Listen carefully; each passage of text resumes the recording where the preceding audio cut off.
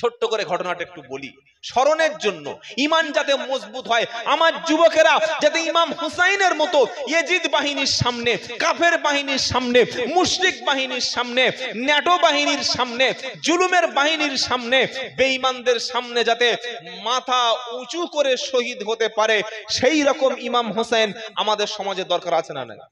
জোরে বলুন। আমি দেখতে পাচ্ছি আমাদের যুবকেরা আস্তে আস্তে আগের থেকে অনেক যুবকেরা নামাজ বেশি পড়ছে, মসজিদে আসছে, দাড়ি রাখছে, হালাল খাদ্য খাচ্ছে, সত্য বলছে, দ্বীন ইসলাম এর দিকে বেশি ফিরে আসছে। এবং সবচাইতে খুব খুশি হলাম শুনে যে এই এলাকায় এরকম একটা গান বাজনা হারাম অনুষ্ঠান ইতিপূর্বে হতো, তাই তো বাবা? এটা সত্য তো? আল্লাহ আপনাদেরকে আলেম ওলামাদের দ্বারায়, ইমামদের দ্বারায়, দ্বীনের দায়ীদের দ্বারায় যুবক ছেলেরা ফিরে এসছে। আমি সারা জীবন যতদিন বাঁচবো দোয়া করি আল্লাহ রাব্বুল আলামিন যেন এই কোরআনের মাহফিলকে কায়েম রাখেন এবং এই হারাম অনুষ্ঠান, নাজায়েজ অনুষ্ঠান, শরীয়তের বরখেলাপ কাজ, নিকটাত্মীয় মারা গেলে 3 দিন, স্বামী মারা গেলে 4 মাস 10 দিন, এর বেশি শোক পালন করা জায়েজ নাই। বছরের পর বছর ধরে 10 দিন 12 দিন রাস্তা অবরোধ করে গান বাজনা তীর তরবারি নিয়ে অমুসলিমদের কালচার আমাদের সমাজে ছিল। এরকম একটা সুপার স্টেশন অপসংস্কৃতি থেকে আপনারা কোরআন সুন্নাত দিকে ফিরে এসেছেন। আল্লাহ যুবকদেরকে প্রত্যেককে হেদায়েতের উপরে কায়েম রাখুন, বলুন আমিন। কি শিক্ষা দিচ্ছে কারবালা? কারবালা শিক্ষা দিল আল্লাহর নবী সাল্লাল্লাহু আলাইহি ওয়াসাল্লামের ইন্তেকালের পরে খেলাফতের দায়িত্ব পেলেন কে? আবু বকর সিদ্দিক। মনে রাখবেন, ইসলামে খেলাফত আছে, ইসলামে ভোটের সিস্টেম নাই। কি আছে? খেলাফত।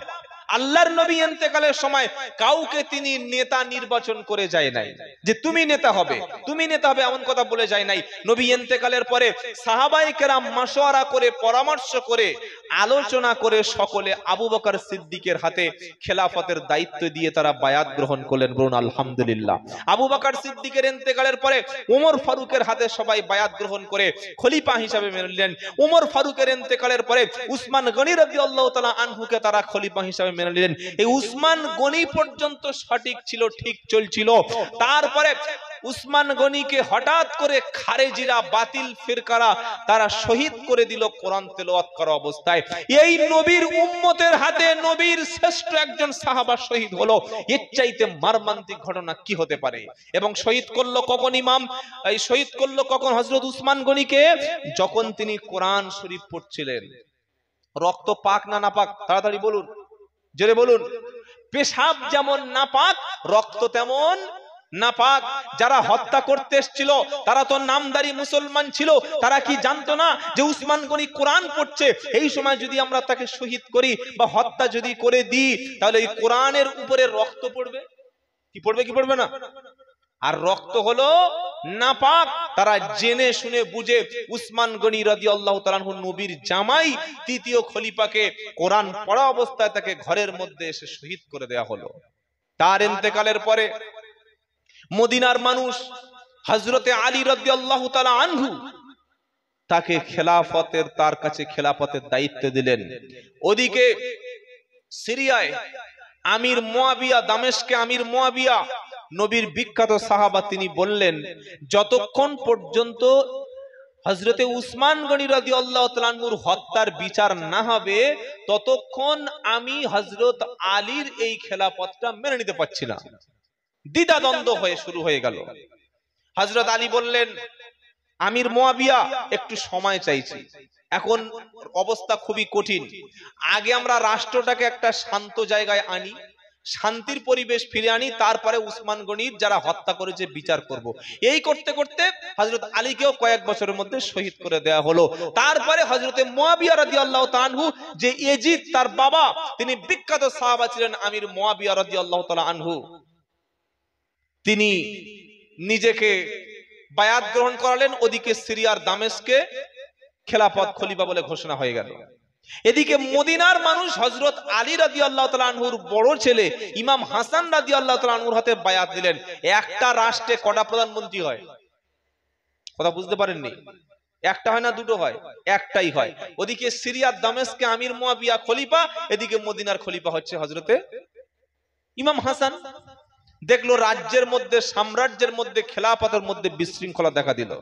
ইমাম হযরতে হাসান রাদিয়াল্লাহু তাআলা আনহু তিনি বললেন যে আমার রাসূল আমার নানার রেখে যাওয়া খেলাফতের মধ্যে মুসলমান বিভক্ত হবে এটা আমি চাই না, তাই স্বেচ্ছায় তিনি খেলাফত ছেড়ে দিলেন। আলহামদুলিল্লাহ বলেন। এইভাবে 20টা বছর সিরিয়ার দামেস্কের আমির মুয়াবিয়া রাদিয়াল্লাহু আনহুর নেতৃত্বে 20 বছর সাম্রাজ্য চলল। ওদিকে আফ্রিকা মহাদেশ, এদিকে পারস্য বিভিন্ন সাম্রাজ্যগুলো একের পর এক জয় হয়ে 20টা বছর তিনি খেলাফতের দায়িত্ব, এই উমাইয়া খেলাফতের দায়িত্ব সঠিকভাবে চলছিল। আমির মুয়াবিয়া রাদিয়াল্লাহু তাআলা আনহু অসুস্থ হয়ে পড়েছেন, বৃদ্ধ হয়ে গেছেন। ইন্তেকালের আগে কিছু ব্যক্তি পরামর্শ দিল যে আমির মুয়াবিয়া, আপনি একটা কাজ করুন, আপনি ইন্তেকালের আগে আপনার উপযুক্ত কোনো একজন ব্যক্তিকে আপনি খলিফা করে যান, যাতে ওই আল্লাহর নবীর ইন্তেকালের পরে আবু বকর, উমর, উসমানের মতো কে নেতা হবে, কে খলিফা হবে, এই ঝামেলায় যেন আমাদের জড়াতে না হয়। সবাই পরামর্শ দিল। তিনিও ভেবে দেখলেন যে কাজটা খুব একটা খারাপ নয়, তাই তিনি নিজের ছেলে এজিদের ব্যাপারে তিনি একটু চিন্তা ভাবনা করলেন এবং সেটা করার এরকম একটা ইচ্ছা প্রকাশ করলেন। আর এরকম করতে করতে তিনি একদিন ইন্তেকালই করলেন। ইন্তেকাল করার সাথে সাথে সিরিয়ার দামেস্কে সেখানে এই আমির মুয়াবিয়া রাদিয়াল্লাহু তাআলা নবীর সাহাবা, তার ছেলে ইয়াজিদ খেলাফতকে ধ্বংস করে নিজের ইচ্ছা মতো ক্ষমতার বলে তিনি নিজেকে খলিফা বলে ঘোষণা করে দিল। মদিনার মানুষ তারা বলল না, আমরা ইমাম হুসাইনের খেলাফত মেনে নিতে চাই। ইরাকের কুফা থেকে শত শত চিঠি আসলো কোথায়? মদিনায়। কার কাছে? ইমাম হুসাইনের কাছে, যে আপনি আসুন, আমরা আপনাকে খলিফা বানাবো, আমরা আপনাকে দাওয়াত দিচ্ছি, খেলাফত আপনি নিন, আমরা আপনার নেতৃত্ব মেনে নিতে চাই। কুফার মানুষগুলি, ইরাকের মানুষগুলি তারা কিরকম জানেন? আমাদের বাঙালিদের মতো। এরা জলসায় বসে জোরে তাকবীর দেবে, মাশাআল্লাহ ইনশাআল্লাহ টুপি মাথায় দেবে, আর যখন কোনো একটা ব্যাপার আসবে সামনে আর কাউকে খুঁজে পাওয়া যাবে না, সঙ্গে সঙ্গে সব হটে পড়বে পিছনে। এরকম ইমান, মানে ইমানটা ফট করে জ্বলে উঠলো, কিছুক্ষণ পরে ইমান বলতে আর কিছু নাই। কুফার মধ্য থেকে হাজার হাজার চিঠি আসলো। ইমাম হুসাইন রাদিয়াল্লাহু তাআলা আনহু যদি কোনো মুসলমান বলে যে তিনি যুদ্ধ করতে গিয়েছিলেন, তার ইমান নষ্ট হয়ে যেতে পারে, তিনি কিন্তু ইয়াজিদের বিরুদ্ধে যুদ্ধ করতে যায় নাই। কুফার মানুষ ভালোবেসে তাকে দায়িত্ব দিচ্ছিল, তার হাতে বায়াত নেবে বলে চিঠি লিখেছিল, তাই তিনি যাচ্ছিলেন। মদিনার অনেক সাহাবারা মানা করলেন, অনেক সাহাবা বললেন যে নবীর নাতি ইমাম হুসাইন তুমি যেও না, কুফার মানুষ তারা ভালো নয়, তারা দুরকম নীতি নিয়ে চলে, তারা তোমার আব্বার সঙ্গে এরকম কাজ করেছে, তুমি যেও না। ইমাম হুসাইন বললে, আরে আমি তো খলিফা হতে যাচ্ছি না, আমি তো মারামারি করতে যাচ্ছি না, তারা আমাকে ডেকেছে, দাওয়াত দিয়েছে, চিঠি দিয়েছে, তাই আমি যাচ্ছি, যদি আমাকে মেনে নেবে না হয় আমি চলে আসব। তিনি কুফায় যাচ্ছেন, ইরাকে যাচ্ছেন। এই খবর যখন ইয়াজিদের কাছে চলে গেল, নৃশংস খেলাফত ধ্বংসকারী ইয়াজিদ উবাইদুল্লাহ বিন জিয়াদের নেতৃত্বে প্রায় 4000 সৈন্যবাহিনী দিয়ে পাঠিয়ে দিল, দিয়ে বলল যাও, একদম কুফাবাসীরা যারা ইমাম হুসাইনকে চিঠি দিয়ে আনছে আর খলিফা বলে মেনে নেবে, এমন পাওয়ার, এমন ক্ষমতা দেখাবে কুফাবাসীদের মধ্যে কেউ যেন ইমাম হুসাইন জিন্দাবাদ এই কথাটা না বলতে পারে। উবাইদুল্লাহ বিন জিয়াদ এসে কয়েক সপ্তাহের মধ্যে একদম সব কটারে মেরে ঠান্ডা করে দিল, এমন শাস্তির ব্যবস্থা করলো, আর কুফাবাসীদের মধ্যে একজনও কেউ নাই যে ইমাম হুসাইনের মানে স্বীকার করে যে উনি আমাদের খলিফা। তিনি পৌঁছে গেছেন প্রায় বর্তমান যে ইউফ্রেটিস নদী, সার্চ করে দেখবেন গুগলে, ওই ইউফ্রেটিস নদী হলো ফোরাত নদী। ওই ফোরাত নদীর পাশে সার্চ করবেন গুগলে কিংবা জিপিএস এ সার্চ করে দেখবেন কারবালার সেই মরু ময়দান, আজও কারবালার ময়দান দেখাবে ইউফ্রেটিস বা ফোরাত নদীর তীরে, যেখানে ইমাম হুসাইনকে শহীদ করা হয়েছিল। ওই অতদূর পর্যন্ত গেলেন। উবাইদুল্লাহ বিন জিয়াদের সেনাবাহিনী 4000 সেনাবাহিনী এসে রাস্তা দাঁড়িয়ে গেল। ইমাম হুসাইন বললে, তোমরা কারা? কারা তোমরা? বললে, আমরা ইয়াজিদের পক্ষ থেকে উবাইদুল্লাহ বিন জিয়াদের নেতৃত্বে এসেছি, তোমাকে এখনই স্বীকার করতে হবে যে ইয়াজিদ হচ্ছে আমাদের খলিফা, তার হাতে বায়াত গ্রহণ করতে হবে। ইমাম হুসাইন বললে সম্ভব নয়, ইসলামের নিয়ম হলো খেলাফত আলোচনার ভিত্তিতে হবে, জনগণ যাকে চাইবে সেই খলিফা হবে। সুতরাং ইয়াজিদ যে সিরিয়ার দামেস্কে তিনি যে নিজেকে খলিফা বলে দাবি করেছেন, মানুষ তাকে, কিছু মানুষ চেয়েছে, মক্কা মদিনা কুফার মানুষ তাকে চাইনি, সে নিজেই জোর করে খলিফা হয়েছে, আমি মেনে নেব না। ওবাইদুল্লাহ বিন জিয়াদের নেতৃত্বে 4000 মানুষ ফোরাত নদীটাকে পুরো ঘিরে ফেললো, এক ফোঁটা পানি নেওয়া যাবে না। 7ই মুহররম থেকে 10ই মুহররম 3 দিন ফোরাত ইউফ্রেটিস নদীর মিষ্টি পানি বন্ধ করে দিল। ইমাম হুসাইনের সাথে 72 জন পুরুষ আর নারী ছিল, 72 জন। ইমাম হুসাইন রাদিয়াল্লাহু তাআলা আনহু নারীদের এবং বাকি পুরুষদের বললেন, তোমরা চলে যাও। ইমাম হুসাইন বললেন, উবাইদুল্লাহ বিন জিয়াদের সেনাবাহিনী, ইয়াজিদের সেনাবাহিনীদের বললেন, ঠিক আছে, আমি মানতে পারলাম না ইয়াজিদকে, কিন্তু আমাকে মদিনায় যেতে দাও। তারা বলল, না, তোমাকে মানতেই হবে এবং তোমাকে আমরা ইয়াজিদের সামনে হাজির করবই। তাকে যেতে দিল না। ইমাম হুসাইন বললেন, আমার সাথীরা, তোমরা ফিরে চলে যাও মদিনায়, তারা তোমাদের চায় না, তারা আমাকে চায়, আমাকে হত্যা করতে চায়। সাথীরা বললে, ইমাম হুসাইন, আপনি হলেন রাসূলের পবিত্র রক্ত আপনার শরীরে আছে, তারা যদি আপনাকে শহীদ করতে চায়, রাসূলের আওলাদ শহীদ হবে, রাসূলের কলিজার টুকরা ইমাম হুসাইন শহীদ হবে, আমরা মদিনায় গিয়ে বা কি করব? আপনার সাথেও আমরা শহীদ হতে রাজি আছি। জোরে বলুন সুবহানাল্লাহ। এই আওয়াজ আপনাদের? জোরে বলুন না সুবহানাল্লাহ। নারায়ে তাকবীর। আজ মুসলমানের ঈমান হতে হবে ইমাম হুসাইনের সাথীদের মতো। আলেমদের সাথে থাকুন, কোরআনের সাথে থাকুন, মসজিদের সাথে থাকুন, মাদ্রাসার সাথে থাকুন, জমিয়ত উলামার সঙ্গে থাকুন, আলেমদের নেতৃত্বে থাকুন। ঠকতে হবে না। আলেম ছাড়লে, দিন ছাড়লে, ইসলাম ছাড়লে আপনার ধ্বংস অনিবার্য। ইমাম হুসাইন 3 দিন অবরোধ করার পরে ওবাইদুল্লাহ বিন জিয়াদের নেতৃত্বে 4000 একদিকে আর 72 জন আছে তারা শিবিরে। আচ্ছা, 72 জন আর 4000 এটা যুদ্ধ বলে? 4000 ব্যক্তি যদি ঘোড়া ছুটিয়ে দেয়, ইমাম হুসাইনের দলবল সব মাটির সঙ্গে মিশে যাবে। ইমাম হুসাইনের তাঁবুর মধ্যে, ইউফ্রেটিস ফোরাত নদীর তীরে তাঁবুর মধ্যে বাচ্চা আসগারের শরীর খারাপ, জ্বর এলো, ছটফট ছটফট করলো পানির জন্য। পানি নাই, খাবার নাই। ইমাম হুসাইন রাদিয়াল্লাহু তাআলা আনহু ওই ইয়াজিদের বাহিনী, উবাইদুল্লাহ বিন জিয়াদের বাহিনীর সামনে বলল, তোমার সাথে আমাদের শত্রুতা থাকতে পারে, আমার কলিজার টুকরা আওলাদ ছোট্ট আসগার, সে তৃষ্ণার্ত, জ্বরে ছটফট করছে, তার জন্য তোমরা একটু পানির ব্যবস্থা করো। সামনে ইউফ্রেটিস ফোরাত নদীর মিষ্টি পানিগুলি বয়ে চলে যাচ্ছে, একটু পানি অন্তত দাও, কলিজাটা অন্তত ভিজিয়ে নিক। তারা এত নৃশংস হয়ে গেল, পানি তারা দিল না, এক ফোঁটা পানি দিল না। ইমাম হুসাইনের ছোট্ট ছেলে আসগার কাঁদতে কাঁদতে গলাও শুকিয়ে গেছে, মায়ের স্তনে দুধ নাই। ছোট্ট বাচ্চাকে ইয়াজিদ বাহিনীর সামনে বলল, ইয়াজিদের সৈন্যরা, আমি হুসাইন, আমি হয়তো তোমাদের দুশমন হতে পারি, কিন্তু আমি যাকে তুলে ধরেছি সে তো আওলাদে রাসূল। বলো, এই ছোট্ট বাচ্চার কোনো অপরাধ কি আছে? বলো, এর পানি পাওয়ার কি অধিকার নাই? বলো। ইয়াজিদের বাহিনীর মধ্য থেকে বিষাক্ত তীর একটা নিক্ষেপ করলো, যে তীরটা কলিজার টুকরা ছোট্ট আসগারের বুকের মধ্য থেকে বৃদ্ধ হয়ে সঙ্গে সঙ্গে ছটফট করে পানি ছাড়া শহীদ হয়ে গেল। যখন ফিরে আনলো তাঁবুর মধ্যে, তখন আলী আসগারের মা ইমাম হুসাইন রাদিয়াল্লাহু আনহুর স্ত্রী বলল, স্বামী, আমার ছোট্ট বাচ্চা কি পানি পান করেছে?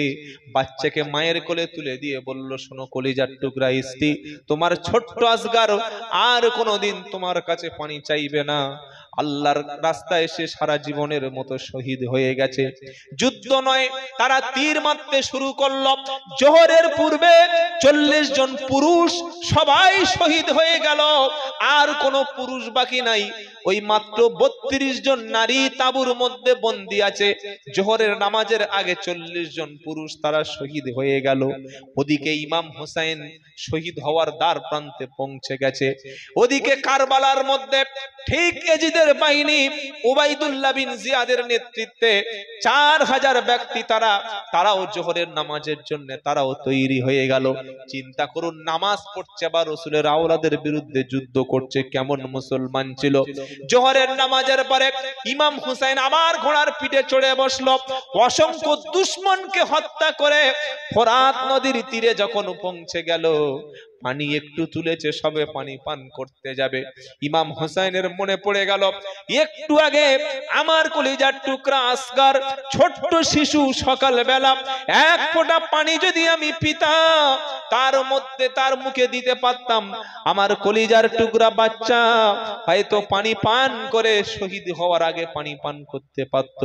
যে পানি আমার ছেলেরা, আমার বাচ্চা খেতে পারলো না, 40টা মানুষ তারা শহীদ হয়ে গেল, পানি আমি পান করব না। হঠাৎ একটা তীর এসে তার শরীরে লাগলো। তিনি ছুটে এসে ঘোড়ার কাছে দাঁড়িয়ে গেল, বলল, রে জিদের সৈন্যবাহিনী, তোমরা থামো, একটুখানি থামো। তোমরা কার দিকে তীর মারো? আমি কি ইমাম হুসাইন নই? আমি কি রাসূলের আওলাদ নই? আমি কি ফাতেমার টুকরা ইমাম হুসাইন আমি কি নই? কার শরীরে তীর মারো? আর একটা তীর এসে শরীরে বিদ্ধ হলো, তিনি জমিনে পড়ে গেল। নৃশংসভাবে গলাটাকে দু টুকরো করে দিয়ে তার পবিত্র মাথা মোবারক, পবিত্র তার শির মোবারক নিয়ে এই উবাইদুল্লাহ বিন জিয়াদের নেতৃত্বে দুর্বৃত্ত বাহিনী 40 জন পুরুষকে শহীদ করে দিয়ে ইমাম হুসাইনের মাথা মোবারকটা নিয়ে একেবারে পৌঁছে গেল দামেস্কে, পৌঁছে গেল গিয়ে মাথাটা, পবিত্র মাথা মোবারক নিয়ে ওই ইয়েজিদের পায়ের কাছে রেখে দিল। বলুন নাউজুবিল্লাহি বিন যালিক। ইমাম হুসাইনের দেহটা ঘোড়া ছুটিয়ে কারবালার ময়দানে বালির সঙ্গে মিশিয়ে দেওয়া হলো। ইয়েজিদ যখন এই খবরটা পেল, হয়তো সে বলল না যে তোমরা কেন মেরেছো, এতটুকু বলল না। সে চাইছিল পথের কাঁটাটা দূর হয়ে গেলে ভালো হয়। যারা হত্যা করেছিল তাদের শাস্তি দিল না, তাদের কাউকে বিচার করলো না। তার মানে পরোক্ষভাবে ইমাম হুসাইনকে শহীদ করার জন্য, হত্যা করার জন্য ইয়েজিদ দায়ী ছিল না? ছিল কি ছিল না? কথা বুঝতে পারেন নাই? দায়ী ছিল পরোক্ষভাবে। প্রথম বছর ইমাম হুসাইনকে সে শহীদ করে দিল কারবালা 10ই মুহররম। ইমাম হুসাইন শহীদ হওয়ার আগে তিনি একটা ভাষণ দিয়ে গেলেন, ছোট্ট একটা কথা তিনি বললেন, ইয়েজিদের সৈন্যরা, উবাইদুল্লাহ বিন জিয়াদের সৈন্য, শুনে রাখো, তোমরা আমাকে ইয়েজিদের কাছে সারেন্ডার হতে বলছো, আমাকে তার কাছে গিয়ে খেলাফত মেনে নিতে বলছো। শুনে রাখো, উবাইদুল্লাহ বিন জিয়াদের সেনাবাহিনীরা, ইয়েজিদের পাঠানো নৃশংস বাহিনী, অমর্যাদার সঙ্গে গোলামের মতো বেঁচে থাকার চাইতে মর্যাদার সঙ্গে জীবনটা দিয়ে দেওয়া আল্লাহর কাছে শ্রেষ্ঠ। জোরে বলুন সুবহানাল্লাহ। অমর্যাদার সঙ্গে গোলামি করে দাসত্বর জিন্দেগি পালন করার চাইতে স্বাধীনভাবে মাথা উঁচু করে বীরের মতো বাতিলের বিরুদ্ধে জীবন দেয়া হলো। আমি ইমাম হুসাইন আদর্শ রেখে গেলাম। জোরে বলুন সুবহানাল্লাহ। সেই শাহাদাতের ইচ্ছা আমাদের প্রত্যেকের অন্তরে আছে না নাই? আছে ইনশাআল্লাহ। সকলে ইনশাআল্লাহ বলুন। প্রথম বছর ইমাম হুসাইনকে শহীদ করা হলো 10ই মুহররম। দ্বিতীয় বছর এই ইয়েজিদের বাহিনী মক্কা শরীফে, কাবা শরীফে কামান মেরে কাবা শরীফকে ধ্বংস করে দেওয়ার চেষ্টা করলো। কাবা শরীফের নামাজ এবং তাওয়াফ বন্ধ করে দিল। তৃতীয় বছরে ইয়েজিদের সেনাবাহিনী মদিনায় গিয়ে অসংখ্য সাহাবাদেরকে হত্যা করলো, সাহাবাদের স্ত্রীদেরকে তারা শ্লীলতাহানি করলো, এত শাস্তি, এত অপরাধ শুরু করলো। 3 বছর পর, মাত্র 3 বছর ক্ষমতায় থাকতে পেরেছিল। 4র্থ বছরে সে নৃশংসভাবে সে মারা গেল। কে? এই ইয়েজিদ। ইতিহাস পড়লে বা শুনলে মনে হবে যে ইমাম হুসাইন তিনি শহীদ হয়ে গেছেন, মনে হয় ইসলাম শেষ হয়ে গেছে বা হয়তো ইমাম ইজিদ হেরে গেছে, এটাই তো ইতিহাস মনে হয়। কিন্তু না ভাই, ৭২ জন মধ্যে ৪২ জন শহীদ হয়ে ইমাম হুসাইন রক্ত দিয়ে জীবন দিয়ে হয়তো তিনি সাময়িকভাবে তিনি ইয়েজিদের কাছে হেরে গিয়েছিলেন, কিন্তু হক ইনসাফ সত্য ন্যায় রক্ত দিয়েও কিয়ামত পর্যন্ত ইমাম হুসাইনের সম্মান এবং মর্যাদা বুলন্দ থাকবে। জোরে বলুন সুবহানাল্লাহ। সেদিন ইয়েজিদ বেঁচে গিয়েছিল, জিতে গিয়েছিল, ক্ষমতায় ছিল, কিন্তু আজ আর তার কোনো অস্তিত্ব নাই, তার দলের কেউ নাই, তার সাপোর্টার কেউ নাই, তার জন্য দোয়া করার কেউ নাই, বরং কিয়ামত পর্যন্ত ইয়েজিদের উপরে সবাই লানত দিতেই আছে এবং থাকবে। আর ইমাম হুসাইনের জন্য কিয়ামত পর্যন্ত উম্মতে মুহাম্মাদি দোয়া করতেই থাকবে। জোরে বলুন সুবহানাল্লাহ। তাহলে এই ঘটনা থেকে কি শিক্ষা নিলাম? সংখ্যায় যদি আমরা কম হই, বাতিলের সংখ্যা যদি বেশি হয়, জীবন দিয়ে হলেও রক্ত দিয়ে হলেও ইনসাফের পক্ষে ন্যায়ের পক্ষে আমরা থাকবো বলি ইনশাআল্লাহ। ২ নম্বর হলো এই রকম কঠিন মুসিবতের সময় এক আল্লাহর উপরে অবিচল আস্থা আমাদের রাখতে হবে। ৩ নম্বর হলো বাতিল ফেরকার কাছে, বাতিল শক্তির কাছে, বিশাল জালিমের কাছে মাথা নিচু করে গোলামের মতো বেঁচে থাকার চাইতে মাথা উঁচু করে শহীদ হয়ে যাওয়াটা একজন ইমানদারের কাছে বেশি কাম্য। জোরে বলুন না সুবহানাল্লাহ। কবি কি বলছেন? আসুক না যত বাধা, যত ঝড় সাইক্লোন, রসুলের পথে মোরা চলবো, এ জীবন বাজি রেখে, এ জীবন বাজি রেখে বাংলার জমিনে মোরা দিন ইসলামের উপরে থাকবো। ইনশাআল্লাহ বলেন, বলেন না ইনশাআল্লাহ?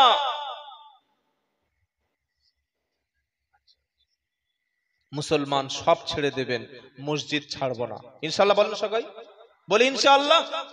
সব ছেড়ে দিতে পারি, আমার আল্লাহকে আমি ছাড়বো না। আমি সব ছাড়তে পারি, দিন ইসলামের আদর্শ থেকে সরে আসবো না। আজ মুসলমানদেরকে খ্রিস্টান বানানো হচ্ছে, মুসলমানদেরকে মুশরিক বানানো হচ্ছে, মুসলমান মহিলাদেরকে ফুসলিয়ে নিয়ে কাফের মুরতাদ বেঈমানগুলি তারা মুসলমান মহিলাদেরকে প্রেমের ফাঁদে ফেলে তাদের ইজ্জত হরণ করে তাদেরকে ধ্বংস করে দেওয়ার পায়ে তারা চলছে।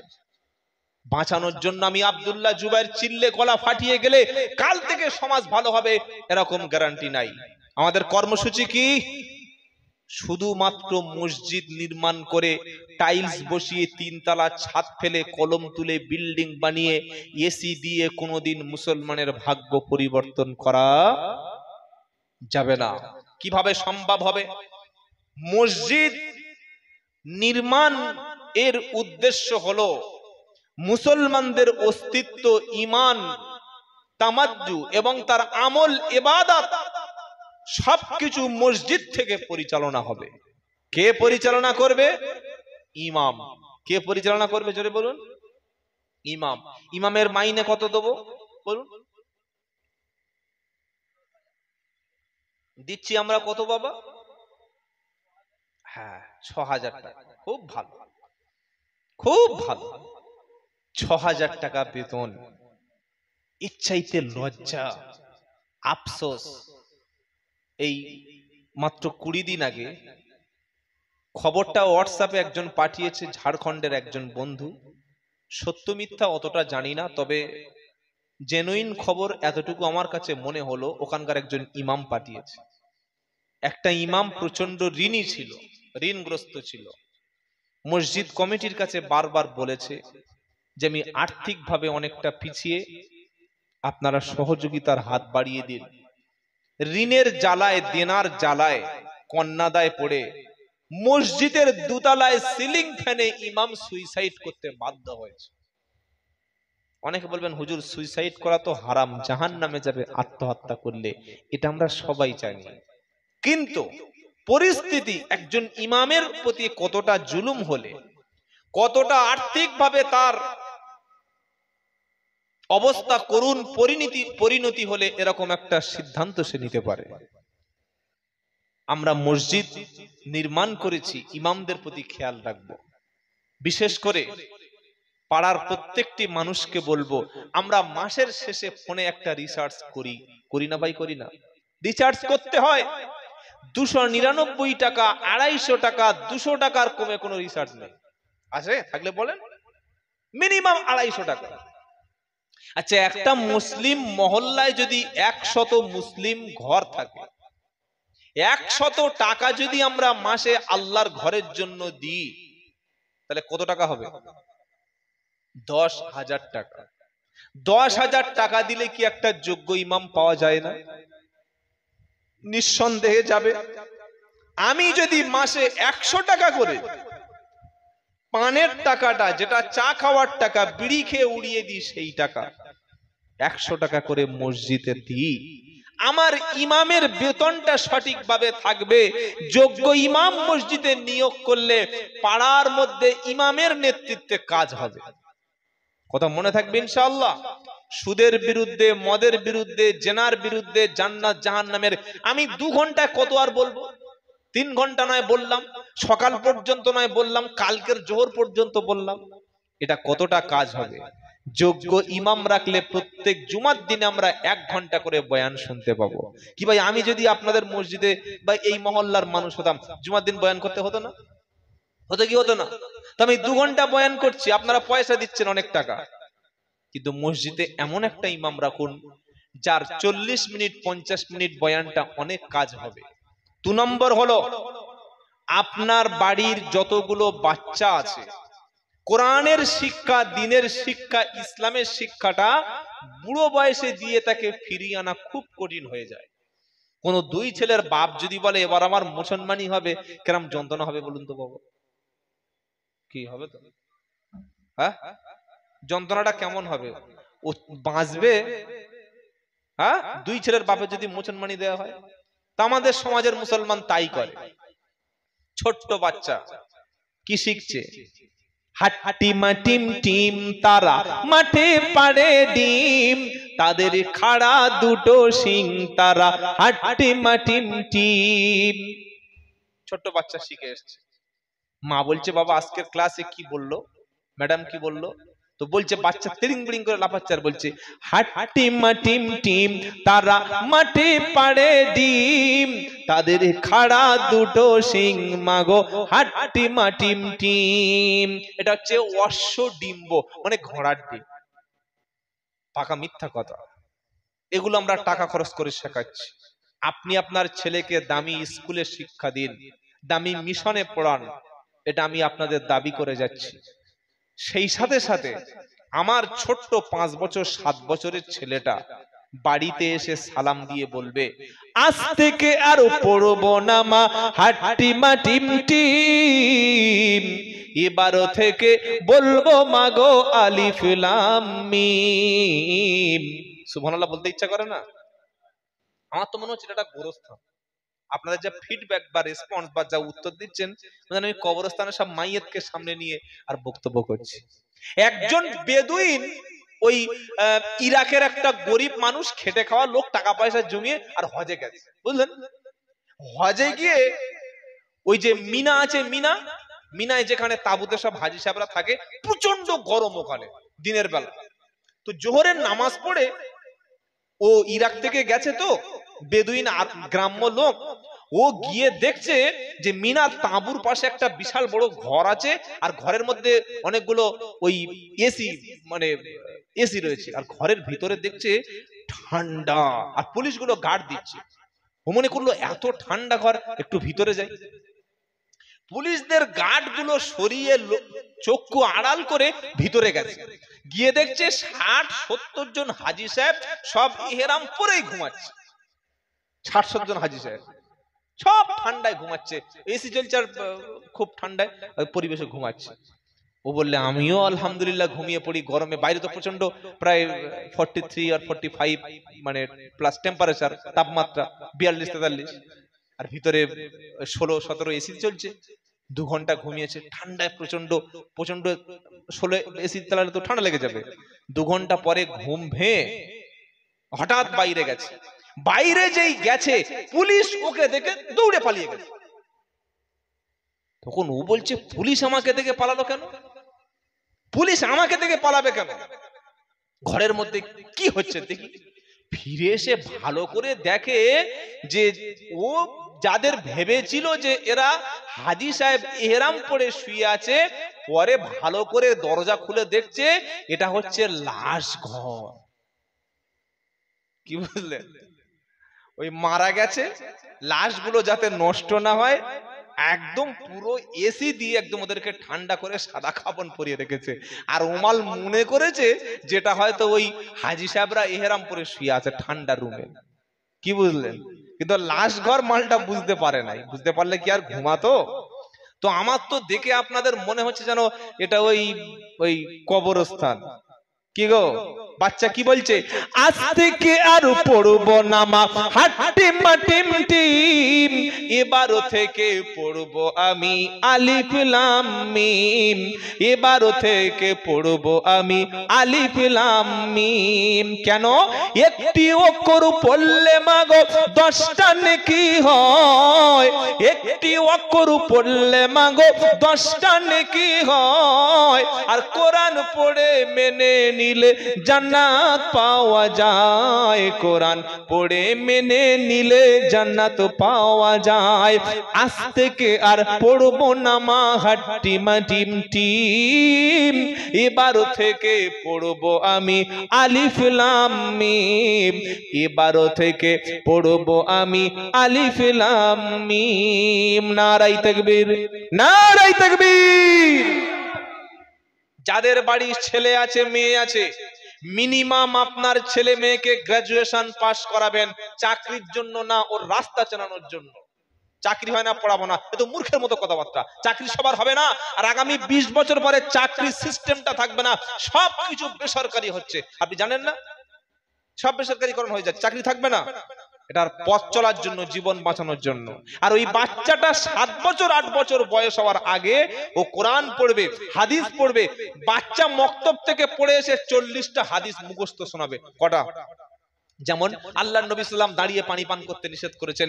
আল্লাহর নবী সাল্লাল্লাহু আলাইহি ওয়াসাল্লাম তিনি ফজরের নামাজের আগে 2 রাকাত সুন্নাত পড়তেন। আল্লাহর নবী দস্তরখান বিছিয়ে ভাত খেতেন। আল্লাহর নবী সাল্লাল্লাহু আলাইহি ওয়াসাল্লাম মুস্কি হাসি হাসতেন।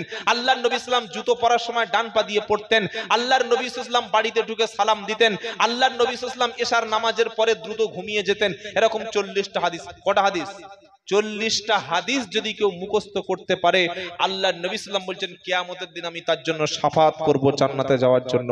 বলুন সুবহানাল্লাহ। আপনার ছোট্ট বাচ্চা যে আল্লাহ এখনো বলতে পারে না, কলেমা পড়তে পারে না, নবীকে জানে না, রাসূলকে জানে না, ওই 6 বছর 7 বছরের বাচ্চাটাকে ইমামের কাছে মক্তবে পড়িয়ে 6 মাস 7 মাস 1 বছর ট্রেনিং দিন, ও কেজিতে পড়বে, নার্সারিতে পড়বে, আর সাথে সাথে আল্লাহ সম্পর্কে, রাসূল সম্পর্কে একটা ধারণা তৈরি হবে। ও বাড়িতে এসে মাকে সালাম দেবে, আব্বাকে সালাম দেবে, ওর কাপড় হাঁটুর উপরে থাকবে না, হাঁটুর নিচে থাকবে। আজ মুসলমানের ছেলে, 2 ছেলের বাপ এড়ে গরুর মতো দেখি হাঁটুর উপরে কাপড় তুলে ঘুরছে। ওর লজ্জা শরম আছে? পেশাব করতে বসেছে কেবলার দিকে, মুয়াজ্জিন সাহেব বলে, যাই ভাই, এই ওটা কোন দিকে পেশাব করছি? মাল সঙ্গে সঙ্গে ঘুরিয়ে নিয়েছে। বলে কি হলো? বলে ঘুরন ফিরনের কল আছে মৌলবীদের বিদ্যে। পেশাব করলি কর, পানি নিবি না? বললে পানি নেওয়াটা এখন আমার পক্ষে সম্ভব না। বললে কেন? অনেক ঝুট ঝামেলা। আপনি পানি নিচ্ছেন না, পেশাব কাপড়ে লাগছে, শরীরে নাপাক লেগে যাচ্ছে। আল্লাহ না করুক ওই রাত্রে যদি মালাকুল মউত আসে আপনার জন্য, এরকম একটা বোতল দিয়ে বলবে, ফেরেশতা বলবে ভালো করে পানি নিতে হবে, ধরবো নাকি? ধরবে? আসবে আর বলবে চল। কি বলবে? চল। তুমি কি অবস্থায় আছো তারা জানতে চাইবে না। তাই ছেলে, এই 1 সপ্তাহ আগে আমার বাড়ির গ্রামের পাশে শাশুড়ি আর বৌমা দুজনে ঝগড়া করছে। কি ভাই, ঝগড়া সংসারে আছে না? শাশুড়ি আর বৌমা ঝগড়া, আর আমরা স্বামী বেচারা আমরা অপারক। কি করব? একবার মাকে বলছি মা চুপ করো, আর বউকে বলছে এই চুপ কর। এই করতে করতে দুজনে ওই হাতাহাতি শুরু করে দিল। এটা হয় কি হয় না? শাশুড়ি মনে করছে 20-22 বছর ধরে আমার ছেলেকে মানুষ করলাম, লেখাপড়ার শিক্ষা দিলাম, বিয়ে দিলাম, ঘর বেঁধে দিলাম, আর আমার ছেলেটাকে এক রাতে এনে পুরো জাদু মন্ত্র করে দখল করে নিল। কি এমন জাদু করলো বৌমা দখল করে নিল যে আমার কথা শোনে না, বৌমার কথা ওঠে আর বসে? আর বৌমা মনে করছে আমি যাকে আপন মনে করি, যাকে আমি ভালোবাসি, যার জন্য সারাদিন সংসারে পরিশ্রম করি, সেই তো আমার না। যা কিছু খাবার আনে, যা কিছু ইনকাম করে, আগে মায়ের হাতে তুলে দেয়। কি ভাই ঝগড়া আছে না নাই? যে সংসারে শাশুড়ি আর বৌমার মধ্যে ঝগড়া শুরু হয়ে গেছে, ওই সংসারে সুখের আশা আর করিয়েন না। বলে হুজুর বাঁচার রাস্তা 5 ওয়াক্ত নামাজ, হিংসা মুক্ত জিন্দেগি। যারা বৌমা তারা যেন মনে মনে এটা করে, আজকের শাশুড়ি আছে, কালকে তিনি থাকবেন না, দুদিন পরে পুরো সংসারের দায়িত্বটা আমার ঘাড়ে আসবে, সেদিন আমি শাশুড়ি হব।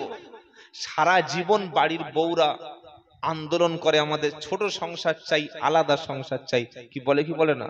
সংসার আলাদা চাই, একসঙ্গে থাকতে চাই না। আর এই বৌমা যেদিন বৃদ্ধ হয়ে শাশুড়িতে রূপান্তরিত হয়, তখন আন্দোলন করে যে ছেলে আমার দেখে না, বৌমা আমার সঙ্গে থাকতে চায় না, আলাদা খেতে চায়। এই দুরকম ডবল স্ট্যান্ড কেন? স্ট্যান্ডটা ডবল হলো কেন?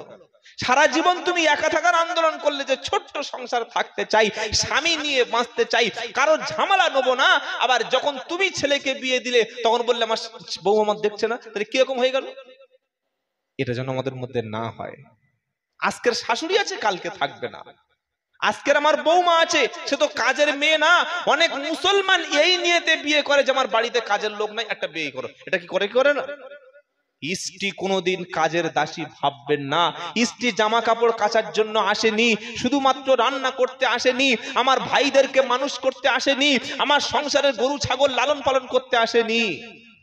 সে হলো আমার পবিত্র জীবন সঙ্গিনী। এই চরিত্র, এই আখলাক বিশ্ব নবীর স্ত্রী আম্মাজান আয়েশা, আম্মাজান খাদিজা, তারা দেখিয়ে দিয়েছেন যে সংসারে একজন মানুষের দরকার যে তার স্বামীকে ঈমানের দিক দিয়ে, চরিত্রের দিক দিয়ে, ভালো কাজের দিক থেকে সাপোর্ট করবে। আল্লাহ আমাদের সঠিকটা বোঝার তৌফিক দান করুন। সকলে বলি আল্লাহুম্মা আমিন। বাবাজিরা, আল্লাহ ভাইরা, কি শোনাচ্ছিলাম? ঝগড়া। তো ঝগড়া হলো শাশুড়ি বৌমা। আর ছেলে এসে কি করলো? বাইরে থেকে, কাজ থেকে এসে ছেলে বিষ খেয়ে শেষ হয়ে গেল। বিষকে ঘাস মারা বিষকে শেষ হয়ে গেল। এবার বলুন অবস্থাটা কি হবে?